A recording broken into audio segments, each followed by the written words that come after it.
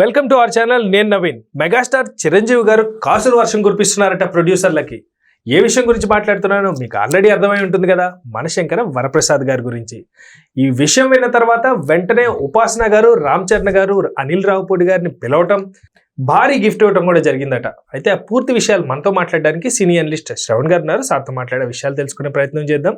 నమస్తే అండి. నమస్తే అండి. సో చిరంజీవి గారు కాసుల వర్షం కురిపిస్తున్నారట. లక్ష్మీదేవి ప్రసన్నమైందో, చిరంజీవి గారు నక్కతోక తొక్కారో, ప్రేక్షకులు మనోభావాలన్నీ ఏకమై సక్సెస్ అయిందో తెలియదు, కానీ కాసుల వర్షం కురిపించడంలో ఫస్ట్ ప్రజెంట్ ఉన్నట్టు సినిమాల్లో ఫస్ట్ ప్లేస్లో అదే ఉంది.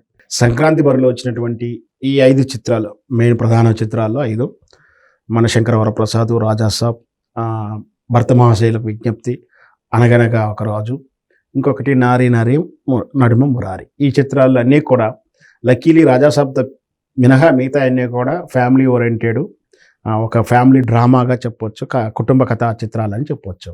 ఇవి అన్నీ కూడా మంచి పాజిటివ్ టాక్నే తీసుకున్నాయి. అటర్ ఫ్లాప్ అయితే ఏం తీసుకోలేదు, నెగిటివ్ టాక్ ఏం తీసుకోలేదు. సో అంటే ఎలాంటి హడావుడి లేకుండా వచ్చినట్టు శర్వానంద్ చిత్రం అయినా, నవీన్ పుల్శెట్టి చిత్రం అయినా, అంటే అనగనగా ఒక రాజు, నాడీ నారీ నర్మ మురారి, ఈ 2 చిత్రాలు కూడా అంటే పబ్లిసిటీ స్టెంట్ కానీ పిఆర్ స్టెంట్ లేకుండా వచ్చిన ప్రేక్షకుని, సినిమాకి వెళ్ళిన ప్రేక్షకుని డిసప్పాయింట్ చేయకుండా హ్యాపీగా కడుపుబ్బని నవ్వుతూ ఎంటర్టైన్గా ఫీల్ అవుతూ వస్తున్నారు. అలాగే భరత మహాశయ చిత్రాలకు కూడా అలాగే వస్తున్నారు. ఇక చిరంజీవి గారి చిత్రాలు అయితే ఇక ఆ జోష్ వేరుగా ఉంటుంది. ఎందుకంటే ఆయనకున్న ఇమేజ్ కానీ క్రేజ్ కానీ ఆ సినిమాలో వచ్చేటువంటి జోస్, ఒకవేళ ఇంకో దానికి తోడు వెంకటేష్ కూడా కలిసి నటించడం, మల్టీ స్టార్ ఉండడంతో ఆటోమేటిక్గా విడుదలకు ముందు నుంచి పాజిటివ్ బజ్ క్రియేషన్లో ఉండి ప్రీమియర్ షో కానించే, అంటే ఫస్ట్ ప్రీమియర్ షో కానించే పాజిటివ్ టాక్తో వస్తుంది. ఎవరు నెగిటివ్ టాక్ ఎక్కడా కూడా లేదు. విజయం పరంపరలో ఉందని చెప్పొచ్చు. మొదటి రోజే 84 కోట్ల క్రాస్ అయిందని, రెండో రోజుకు 120-130 దాటిందని, ఇప్పుడు దగ్గర మూడవ రోజుకి 200 కోట్లకు చేరింది కలెక్షన్స్ అని కూడా మనకు విశ్వసనీయ సమాచారం. పండుగ సెలవులు బాగా కలిసి రావటం ప్లస్ పండగ సెలవులు బాగా కలిసి వచ్చింది. కాంపిటీషన్స్ కూడా అలాగే ఉంది. అంటే సినిమాలు ఈసారి 4-5 చిత్రాలు అంటే మాటలేం కాదు, పెద్ద చిత్రాలే 2-3 వచ్చాయి. కాస్త రాజాసాబ్ డిసప్పాయింట్ చేసిన చిరంజీవి గారి చిత్రం అనిల్ రావుపూడి దర్శకత్వంలో, గతంలో కూడా అనిల్ రావుపూడి కూడా ఇదే తరహా ఫ్యామిలీ ఎంటర్టైన్మెంట్ ఇచ్చాడు. ఈ సంవత్సరం కూడా, ఈ సంక్రాంతి కూడా మళ్ళీ తెలుగు ప్రేక్షకులకి తానే డైరెక్టర్ అని నిరూపించుకునేలా మంచి చిత్రం. అదే చిరంజీవికి చాలా గ్యాప్ తర్వాత మాస్ చిత్రాలనే వరవడిలో కొట్టుకోబోతున్నటువంటి ప్రేక్షకుని కొంచెం మొనాటిగా ఫీల్ అవుతున్నప్పుడు చిరంజీవి తనకు తానుగా రిలైజ్ అయ్యడము, లేదా ఏదైనా డిఫరెంట్గా వద్దామని ప్రయత్నం చేయడం, గతంలో ఘరానా మొగుడు, అల్లుడా మజాక్ లాంటి కామెడీ, స్టంటబ్బాయి, ఈ తరహా కామెడీ చిత్రాలు చేశాడు. అంటే సీరియస్నెస్ ఉంటూనే దాంట్లో తనదినటువంటి స్పాంటోనియస్ కామెడీ కలుపుకోవడం, దానివల్ల సినిమా ఎంటర్టైన్మెంట్గా ఉండడం, ఆ సినిమాకు విజయాన్ని చేకూర్చినట్లే సేమ్ ఇదే ఇప్పుడు ఈ చిత్రంలో కూడా మనశంకర వరప్రసాద్ కూడా కలిసి వచ్చిన అంశంగా చెప్పవచ్చు. దాంట్లో మళ్ళీ చివరికి వచ్చేసరికి వెంకటేష్ మాస్ హీరోగా పేరున్న విక్టర్ వెంకటేష్ కూడా యాడ్ అవడం. సో మొత్తం మీద సినిమాకైతే వెళ్ళిన ప్రేక్షకుడికి ఆనందాన్ని ఇస్తూ, థ్రిల్ ఫీల్ని ఇస్తుంది. మంచిగా ఆనందంగా ఉన్నారు ప్రేక్షకుల్లో, పాజిటివ్ వస్తుంది. ప్రతి పాత్ర కూడా పండిందండి. 1వ వారం నుంచి 2వ వారం 3వ వారానికి కూడా వెళ్ళే అవకాశాలు ఉన్నాయి. ఎందుకంటే ఇప్పుడు ఈ తరహా చిత్రాలు అయిపోయాయి. ఇప్పుడు ఈ సంక్రాంతి రావాలి చిత్రాలు అయిపోయాయి. ఎక్కడైతే వేకెన్సీ ఉన్నాయో థియేటర్లు, సినిమా తగ్గుతూ ఉంటే ఈ థియేటర్లు పెరిగే కాంపిటీషన్ కూడా పెరిగింది. సో ఇప్పుడు చిరంజీవి గారి చిత్రానికి ఇంకా థియేటర్లు పెరిగే అవకాశం ఉంది, కలెక్షన్లు పెరిగే అవకాశం ఉంది. సో మొత్తం మీద చిరంజీవి గారు చాలా సంవత్సరాల తర్వాత, చాలా గ్యాప్ తర్వాత ఒక హ్యాపీ ఫీల్ సక్సెస్ని తీసుకున్నాడని చెప్పాలి. ఇకపోతే చిరంజీవి గారి కూతురు నిర్మాత సుస్మిత మొదటిసారిగా చిత్ర నిర్మాణ బాధ్యత చేపట్టి తానే దగ్గరుండి పర్యవేక్షణ చేస్తూ అనిల్ రావుపూడి గారితో సబ్జెక్ట్ విషయంలో కానీ సినిమాలో అన్ని శాఖల్లో తను అంటూ ఇన్వాల్వ్మెంట్ చేసుకొని శ్రద్ధగా ప్లాన్ చేసుకొని మంచి ఎగ్జిక్యూటివ్ చేయగలిగింది, మంచి చిత్రాన్ని ఇవ్వగలిగింది అని ఒక పేరు తెచ్చుకుంది. సో ఇదే పరంపరలో ఆమె నెక్స్ట్ కూడా మరి అప్పుడే ఆల్రెడీ అంటున్నారు పవన్ కళ్యాణ్ చిత్రానికి నేను నెక్స్ట్ నిర్మాత సుస్మిత అని చెప్పేసి రకరకాలైతే సోషల్ మీడియాలో అభిమానులు రాసుకుంటా ఉన్నారు. సో సుస్మితకు మంచిగానే పేరు వచ్చింది.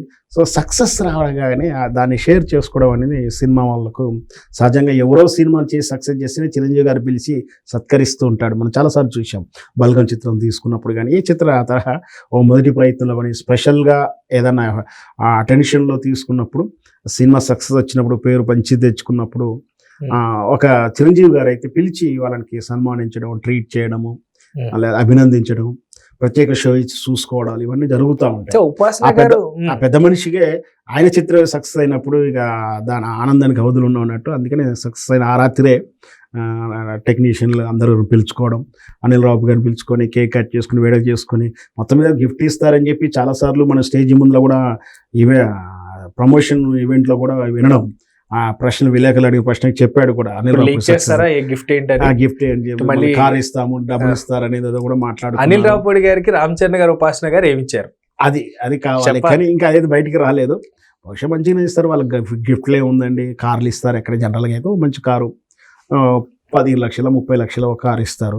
ఇంకా అంటే థియేటర్ సక్సెస్ అయితే వచ్చింది, కానీ కలెక్షన్స్ అయితే ఫ్లాట్ కారు కలెక్షన్ అయితే రిటర్న్ రాలే కదా, ఇంకా నిర్మాత దాకా చేరాలేదు, అంతా కూడా ఉంటుంది. సో మొత్తం మీద అయితే హ్యాపీ. గత చిత్రంలో సినిమాకు నెగిటివ్ టాక్ వచ్చి రావాల్సినటువంటి రెమ్యునరేషన్ వదులుకోవడాలు వచ్చినవి తీసుకున్న ఆల్రెడీ రెమ్యునరేషన్ రిటర్న్ ఇచ్చిన సందర్భాల కన్నా సక్సెస్ ఉన్నప్పుడు ఇదే పెద్ద గిఫ్ట్గా ఫీల్ అవ్వచ్చు వాళ్ళకైనా. సో మొత్తం మీద అయితే అనిల్ రావు గారికి మంచి గిఫ్ట్ని ఇస్తుండొచ్చు. గిఫ్ట్ కాదు, వాళ్ళతో కలిసి షేర్ చేసుకోవడం. మనం చూసాం బుడ్డోడు చైల్డ్ ఆర్టిస్ట్ కూడా అన్నాడు, చిరంజీవి లాంటి చిత్రం వారితో, ఎవరు బుల్రాజ్ గారు. బుల్రాజు గారు అన్నాడు. చిరంజీవి గారు అంత చిత్రం ఇన్ని చిత్రాలు చేస్తున్నా చిరంజీవి గారితో స్పెండ్ చేయడం, ఆయనతో డిన్నర్ చేయడం, ఆయనతో కలిసి నిజంగా కూడా నిజంగా అదృష్టమే కదండి. అదృష్టంగా Actually feel ఒక్క అవుతుంది. సినిమా చేశాడు, ఒక scene. అది కూడా చాలా మ్యాజికల్ గా అండి. వెంకటేష్ గారితో ఒక సినిమా చేశాడు, మళ్ళీ అదే వెంకటేష్ గారితో కంటిన్యూ చేస్తూ ఇంకొక పెద్ద చిత్రం. హీరో చిరంజీవి గారితో చేశాడు. చిరంజీవి చేస్తుడు ఆ బుల్రాజు క్యారెక్టర్ కానీ, ఆ బుల్రాజు ఆ పంచులు, ఆ డైలాగులు బాగా సినిమా కలిసి వచ్చింది ఆ చిత్రానికి. అట్లాగే ఇతను కూడా కలిసి వచ్చింది. సో తను చిరంజీవి గారితో నటించడం అదే పెద్ద గిఫ్ట్ గా ఫీల్ అవుతారు చాలా వరకు. సో వాళ్ళకి ఆయనకు సక్సెస్ ఇవ్వడం ఒక గిఫ్ట్ గా ఫీల్ కావచ్చు. సో మొత్తం మీద గిఫ్ట్లు అనేది కామన్, అది ఇండస్ట్రీలో జరుగుతూనే ఉంటుంది. మరి ఏది ఇస్తారో ఏది అనౌన్స్ చేస్తారో మనం వేచి చూద్దాం. అఫీషియల్ గా వచ్చేదాకా మీరు చెప్పనంటారు. మనకి ఏముంది, మనం అది ఇది అనుకోవడం కన్నా వాళ్ళు అఫీషియల్ గా ప్రకటిస్తారు కదా, అప్పటిదాకా మనం వెయిట్ చేద్దాం. రైట్, థ్యాంక్ యూ అండి, థ్యాంక్ యూ సో మచ్.